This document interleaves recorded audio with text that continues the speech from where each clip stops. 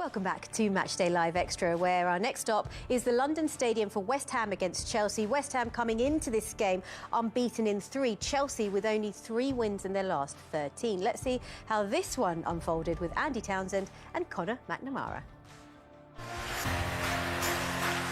I thought I saw the players giving everything we can. You know, I think we've probably now on a run of, I think we've had 1 defeat in 7 or something, but we obviously need to take more points, we know that. But under the circumstances, the way we started the game, I felt that, you know, to give ourselves a chance and get a draw out, it wasn't the worst result. But look, we've got to play better, we want to play better. But we've got something to build on at the moment, and we're beginning to see some of our players settling in, so hopefully they can improve as well. I thought it was a good save. So you need your goalkeeper sometimes to get you the points. I mean, it hasn't been given, so there's nothing for me to say. I've only seen it briefly as I walked across. I think it looks like one of those ones that if it was given, I don't think it would have been overturned, but it hasn't been given, so... Well, it wasn't given, but we certainly have something to say on it, don't we? Because I think everybody watching that has been left flabbergasted by why it wasn't given. I think what Graham Potter said, it was a great save. We're all kind of scratching our head going, I don't know, but again, I can't even give you a reason for it. It's clearly been missed, and you know, if you're a Chelsea manager, player and fan, it's frustrating. Yes, it's poor. I don't see how you can't give the decision. I mean, it's probably one of the most obvious decisions out there. The ball's blatantly going past Soucek. It hits his back arm on the floor, and it prevents the ball from maybe going in potentially. And the fact they haven't given it, I mean, this is the best angle. You can quite clearly see there. Great save. The fact they haven't even checked, well, I think they've checked it, but they haven't given that decision. I can't understand how. I really can't. Yeah, I think just watching it back, it just, again, re-emphasises the fact that it's a decision that nobody can understand. And when we see decisions like this, there's only one place to go, and it's back to our favourite person, Dermot Gallagher. Hello, Dermot. Hello again, Seema. So why was this not a penalty, Derm? Have you got any easy ones for me tonight? Unfortunately not. I think it's a penalty, Seema, and I think if I did a straw poll of most of the referees on the Premier League and they looked at it now, they'd say penalty. I think the problem is for Craig, I can understand he doesn't see it, because if you look, he's at the top of the pitch on the right. Soucek's body covers him, and I don't think Mark Perry can see it because of the player in front of him. But when you see it here on the camera, this is what the VAR would say. This is the one Darren said, this is a great angle, you know.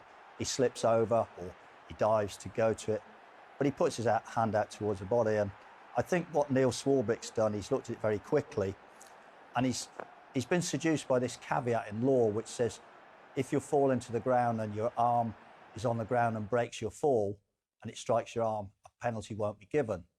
I understand that, and we've seen that a few times this year, but I don't think that's the case here. I think, you know, he's already down, he sees the ball come in, the ball's past his leg, he puts his hand out. I think it's a penalty. There's nothing else I can say to you, Seema, to justify it. Do you expect now, or could we expect PGMOL to come out and admit a mistake on this?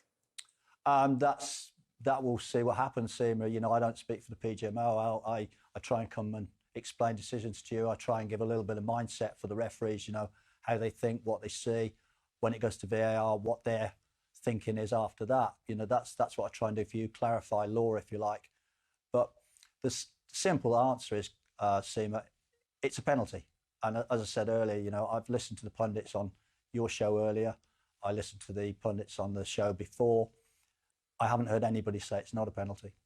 I think we've had a few instances this season, the Bruno Fernandes one and this one as well, where I understand there's rules of the game, but when is the common sense going to come into the game, where that was a shot going on target and it was clearly... I know you're in agreement with us, but I think common sense has got to start to come into contention with the game. Do you not agree? Well, common sense is great, Karen, when it's correct. You know, common sense isn't great when it's against the law. But in this case, I think it's quite clear that the VAR, for whatever reason, you know, I come back to the word, I think he's been seduced. That's the word I use. He's, in his back of his mind is this, his hand's on the floor, it's breaking his fall. That's what he's thought of. And rather than think it through, give himself time to think, hang on, yeah, that's right, but he's also done this. For me, he's cleared it off too quickly. He's gone, yeah, that's it, that's what the law is, that's the end of it. And as we saw earlier, you know, with the incidents, sometimes you have to look at it and take a little bit longer. And people say, oh, the VAR breaks up the game too much. But at the end of the day, we don't care. You know, you don't care, Darren doesn't care, Seema doesn't care. I don't care if it takes another 30 seconds, as long as you get the right decision. Well, Dem, thank you for taking the time to talk to us. I promise you no more tough questions coming your way for tonight anyway. Thank you, Dem. See you soon. Well, let's focus our attention back on the game, because Chelsea find themselves in a tricky position and they're going through a bit of a tough spell, aren't they? 2 wins in 13, Karen. Yeah, it's a massive transition. I think for the team, they've got a big game with Dortmund coming up in the Champions League and try and embed those players for that game.